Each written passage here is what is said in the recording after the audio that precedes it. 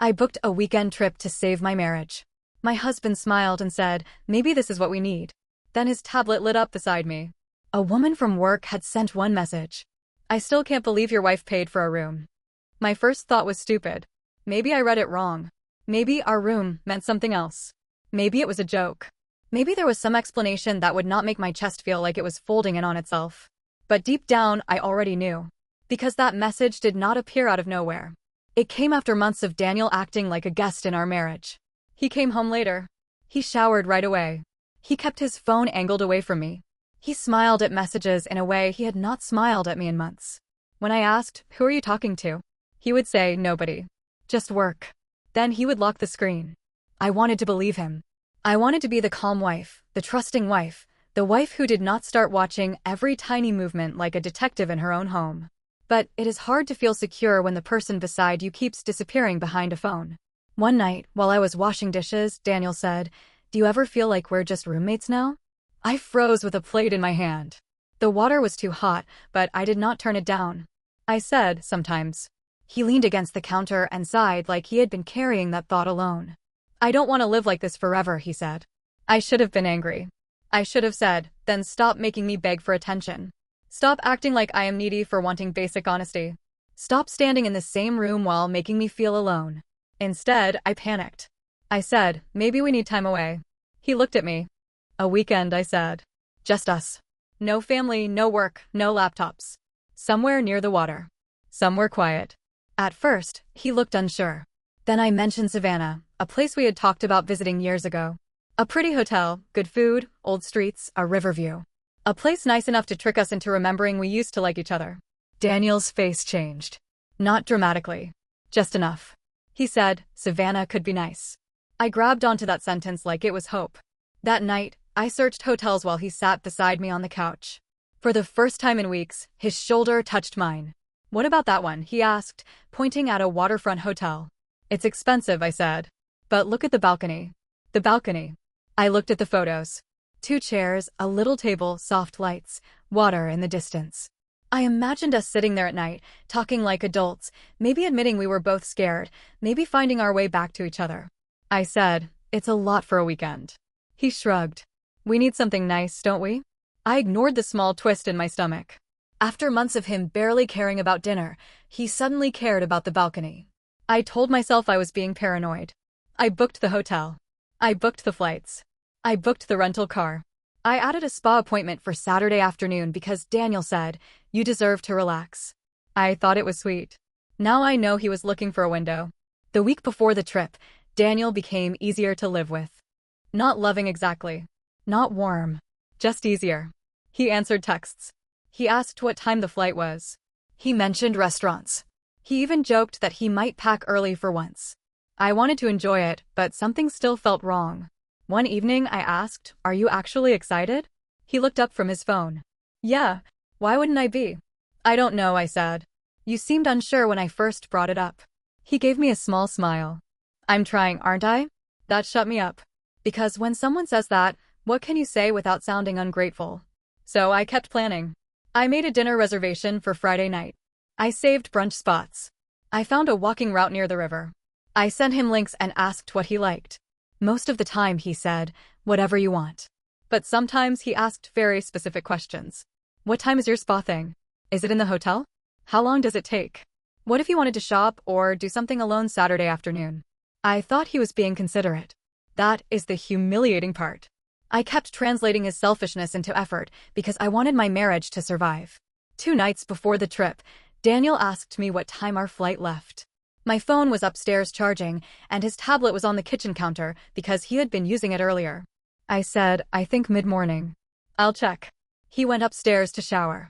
I touched the tablet screen, planning to search for the confirmation email. Before I opened anything, the message appeared. "I still can't believe your wife paid for a room." My hands went cold. The sender's name was Claire. I knew the name. Not well, but enough. Daniel had mentioned her months earlier as someone from work. Knew her there. Funny, apparently. Good with numbers, apparently. Someone he once described as a lot, but in a good way. When I had asked what that meant, he acted offended. "Do you want me to not talk to anyone at work?" he said. So I backed off. Now her name was on his tablet with that message. I opened it. I know some people will say I crossed a line. Maybe I did. But when you see those words on your husband's tablet, your body moves before your pride can stop it. The conversation was worse than flirting. They had a plan. Daniel had sent her the hotel name. He had sent her screenshots of our itinerary. He told her when we were landing. He told her about my spa appointment on Saturday afternoon. He wrote, "That gives me at least 2 hours." Claire replied, "2 hours in the room your wife paid for?" Then he sent a laughing emoji. A laughing emoji. I stared at it until the screen blurred. The hotel room I upgraded because I thought we might reconnect was a joke to them. The balcony I imagined saving us on had become part of their little plan.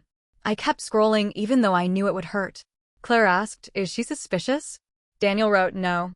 She's been trying so hard lately it's making this easier." That sentence broke something in me.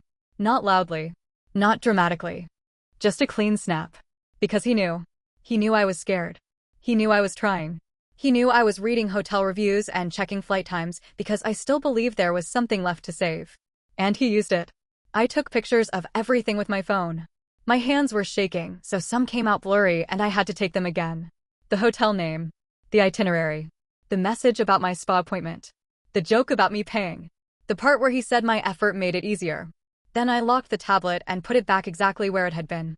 I went upstairs, shut myself in the bathroom across the hall, and sat on the floor with my fist pressed against my mouth. Daniel was still in the shower. That is a strange thing about betrayal. Even when someone destroys you, part of you still tries to keep the house quiet. When he came out, he had a towel around his waist and his phone in his hand. "Did you find the flight time?" he asked. I looked at him. This man I had loved. This man I had defended. This man who had let me pay for a room he planned to sneak another woman into. I said, "Yeah, we're fine." He smiled. "Great." Then he kissed my cheek like nothing had happened. I did not sleep that night. Daniel did. At around 3 in the morning, I went downstairs and opened my laptop. My first instinct was to cancel everything. Burn the whole trip down. Confront him in the ugliest way possible. Make him watch me fall apart. Then I remembered the message. "She's been trying so hard lately it's making this easier." I did not want to give him the satisfaction of watching me collapse. I had already paid for the trip. I still wanted to go. I still wanted the hotel, the dinner, the quiet, the river, the spa. The only thing I did not want was him. So I started separating everything I had paid for. First, I called the hotel. A woman named Lisa answered. She sounded cheerful in that professional hotel way. I gave her the confirmation number and asked to update the reservation. She said, "Will both guests still be arriving Friday?" I closed my eyes. "No," I said. "Only me." She removed Daniel's name. Then I asked to switch rooms. I did not want the balcony anymore. I know that probably sounds strange after paying extra for it, but after those messages, the balcony felt contaminated. It was not where we were going to save our marriage. It was where he planned to use my trust against me. Lisa found me a smaller room with a water view from the window. No balcony. Less expensive. Quieter. I took it. Next, I canceled Daniel's flight. I had booked it through my account on my card, so I was able to cancel his ticket. I lost some money in fees, but I did not care. Then I removed him from the rental car reservation and changed the dinner reservation from 2 people to 1. That was the one that made me cry. Not the hotel. Not the flight. The dinner. Because I had imagined wearing the green dress he used to like. I had imagined sitting across from him and finally talking honestly. I had imagined him reaching for my hand. Instead, I clicked party of 1. When Daniel came downstairs a few hours later, I was making coffee. He put his hands on my waist from behind, and I went stiff before I could stop myself. "You okay?" he asked. I handed him a mug. "Just tired." His phone buzzed. His attention left me immediately. He read the message, smiled a little, typed back, and locked the screen. I wondered if Claire was asking what she should pack. He said, "Busy day.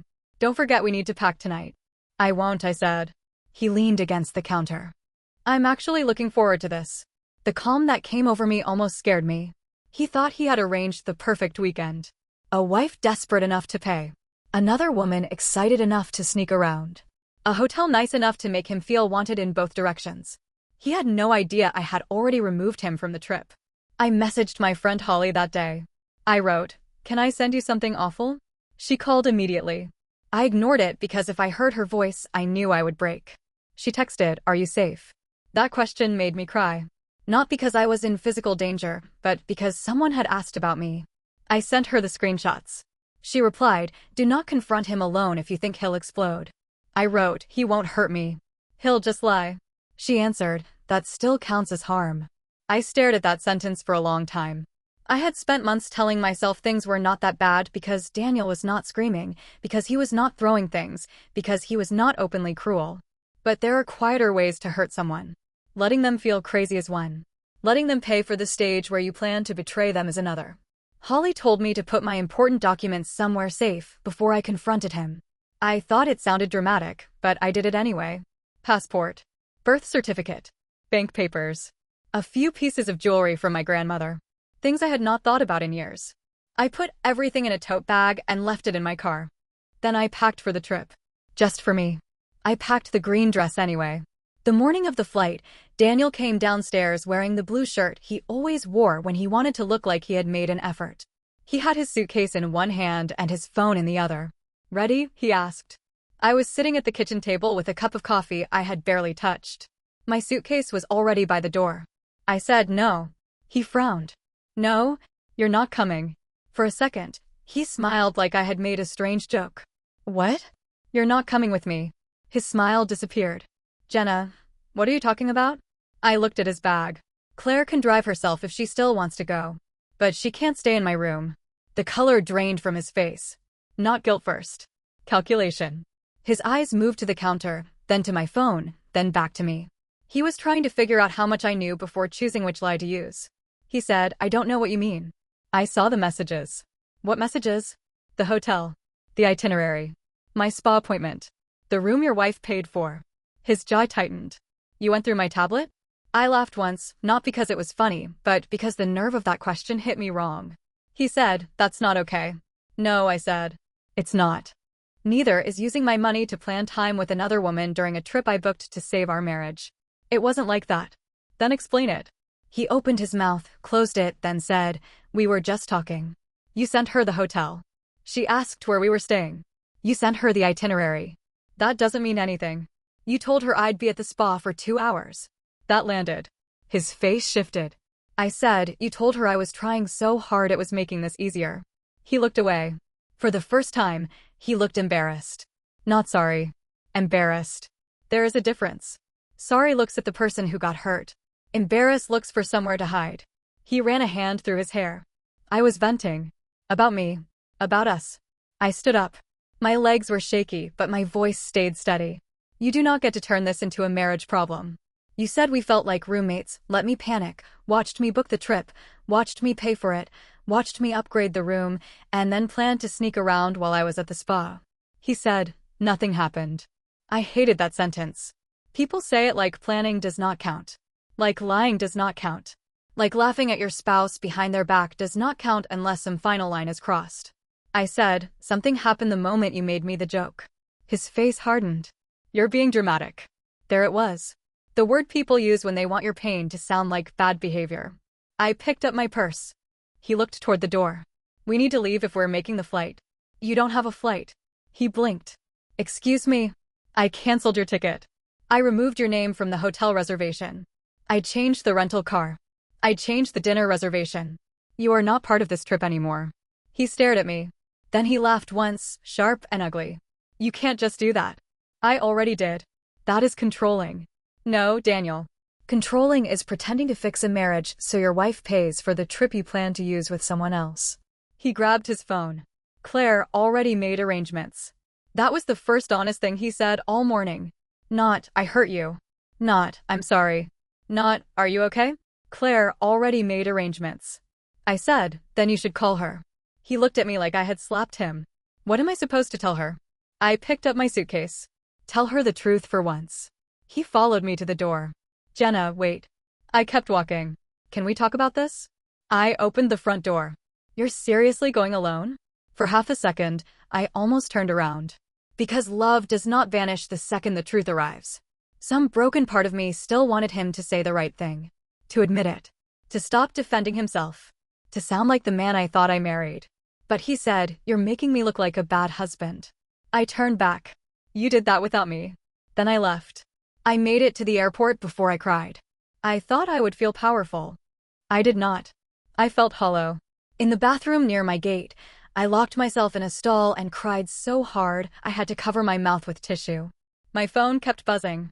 Daniel called again and again. Then the text came. This is insane. You're overreacting. We need to talk like adults. You can't end a marriage over texts. I stared at that last one for a while. He was right about one thing. I was not ending it over texts. I was ending it over what the text revealed. When I landed in Savannah, I nearly turned around. I had built the trip around saving my marriage, and now every reservation had an empty space beside it. The rental car felt too quiet. The hotel lobby felt too bright. When Lisa at the front desk asked, "Just one guest checking in today?" I said yes. My voice cracked on that one word. She noticed, but she did not ask questions. She only handed me the key card and said, "Your room is ready." The room was smaller than the one I originally booked. No balcony. Just a window facing the water. At first, I hated it. Then I sat on the bed and cried into a pillow until I had nothing left. Daniel kept calling. Then his texts changed. "Claire is confused. You didn't need to involve her. You're trying to ruin my life." That was when I finally answered.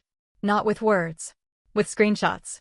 I sent him the message where he said my trying made things easier. Then I blocked him for the weekend. Maybe that was immature. I do not know.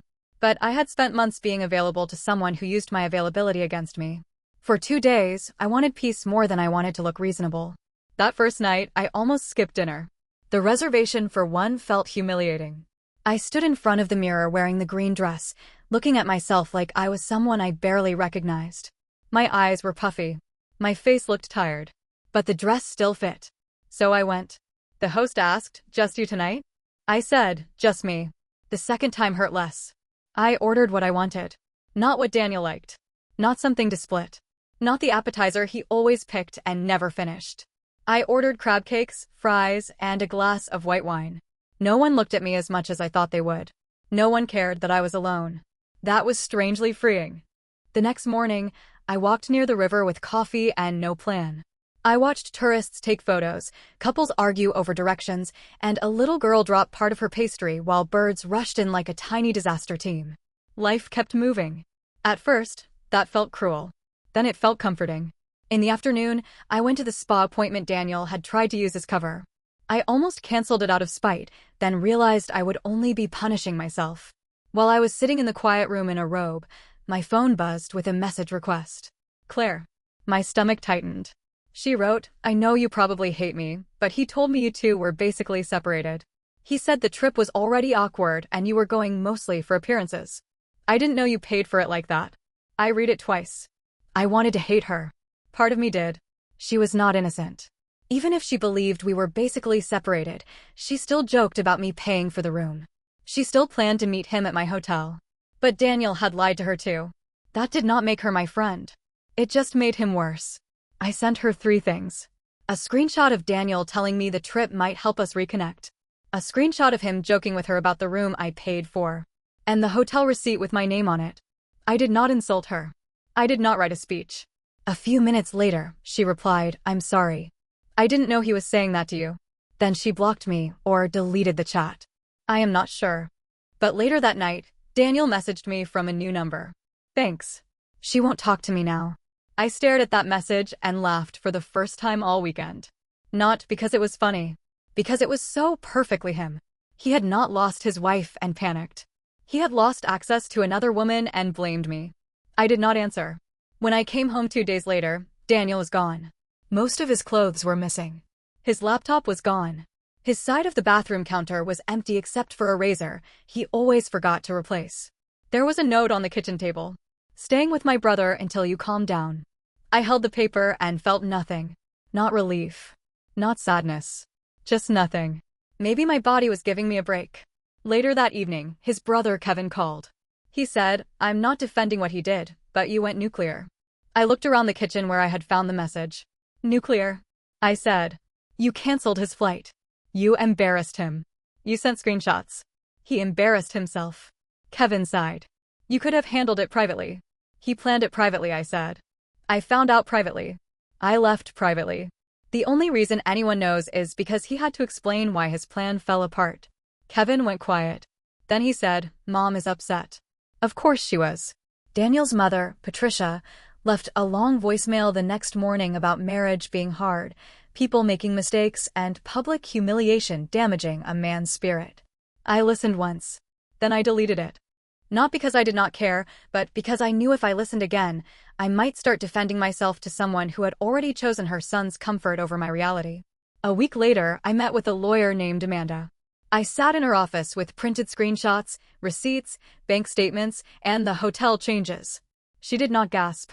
She did not act shocked. She looked through everything and said, "You were smart to document it." That almost made me cry. Not because it was warm, because it was practical. And practical felt safe. Daniel started rewriting the story. To his family, I was unstable. To mutual friends, I was tracking him. To anyone who would listen, I had blown up 7 years over messages. He sent one long email saying he had been lonely, that Claire made him feel seen, that he never meant to hurt me, and that the trip had gotten complicated, as if he had accidentally mixed up dinner reservations. He wrote, "I think part of you wanted an excuse to leave." I waited 3 days before answering. Then I wrote one sentence. "You gave me the excuse when you turned my effort into a hiding place." That was it. No speech. No begging. No list of every way he hurt me. I had already done enough explaining inside my own head. The separation has not been clean. There are accounts, furniture, friends who do not know where to stand, mornings where I still reach for 2 mugs before remembering I only need one. Sometimes I miss who I thought Daniel was. That is the hardest part to admit. I do not miss the man who laughed with Claire about my money. I do not miss the man who worried about what she would think before asking if I was okay. But I miss the version of him I believed in. Or maybe I miss the version of myself who believed in him. A few weeks after the trip, I found the green dress hanging in my closet. For some reason, that broke me more than the empty side of the bed. I held it against myself and remembered standing in that hotel mirror alone, thinking I looked foolish. Now I think I looked brave. Not healed. Not glamorous. Just brave enough to go to dinner alone when my heart was in pieces. Daniel still says I was cruel for canceling his flight. Maybe I was. Maybe there was a softer way to handle it. Maybe I should have confronted him first, let him explain, let him cancel things himself, let the weekend collapse in a way that protected his pride. But he had already made me pay for the stage. I just refused to perform on it. That trip did not save my marriage. It saved the part of me that still knew I deserved better than being laughed at while planning a future with someone who was already sneaking out of it. And if that makes me cold, petty, or dramatic, I can live with that. Because for the first time in months, the silence in my house does not feel like punishment. It feels like peace. So was I wrong for canceling my husband's flight, removing him from the hotel reservation, and taking the trip alone after I found out he planned to use it to cheat on me?